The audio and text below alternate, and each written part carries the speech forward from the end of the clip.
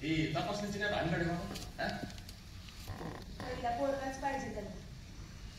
तू कशा करता सांग ना. अरे हे श्रीमंत पैसे आणायच्या बापांची खेळ इथं आपल्या गरीबाला काय पोरगी झाली तेच चालतंय आपल्याला. मी आता म्हणते पोरगीच पाहिजे. अगं ते आपल्या हातात पुढे असतो आणि देव जो देईल त्याला घ्यायचं आपली जोडी. आणि मी म्हणते झालीच पोरगी तर असं काय वाढणार आहे.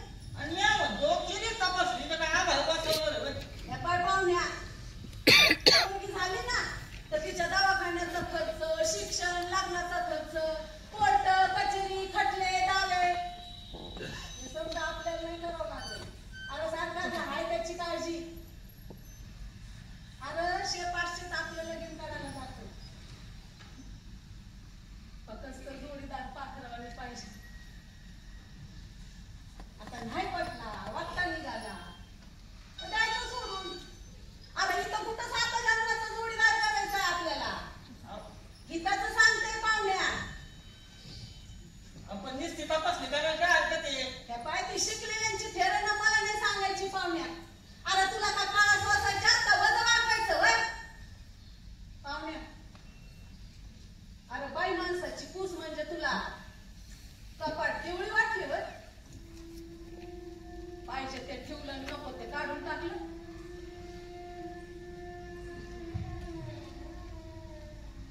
बाबा मामा मामी आणि फुले तुम्हाला तिघांना आहे ना मी शेवटचं विचारतोय.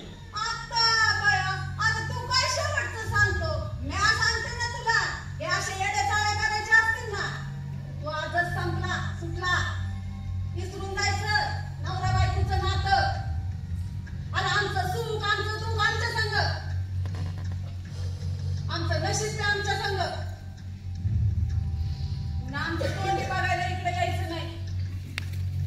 आणि माझी मुलगी मला जड नाही.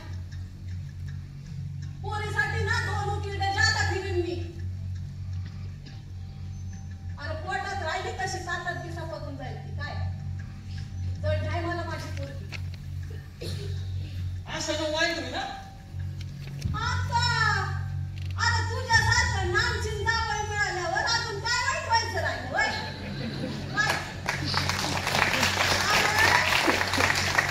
बेकार गुन्हेगार आहेस तू. तुझ्या समल्या चोऱ्या माऱ्या सगळ्यांना पोलिसात जाऊन सांगल. अरे जन्मभर जगात सडक पडशील मग. आहेस कोणच्या नादात वय. फुले मी रात्रीतून दुसरी बायको करीन बरं का. पण रात्रीतून दुसरी बायको करीन मोठा राजकुमारच काढलाय.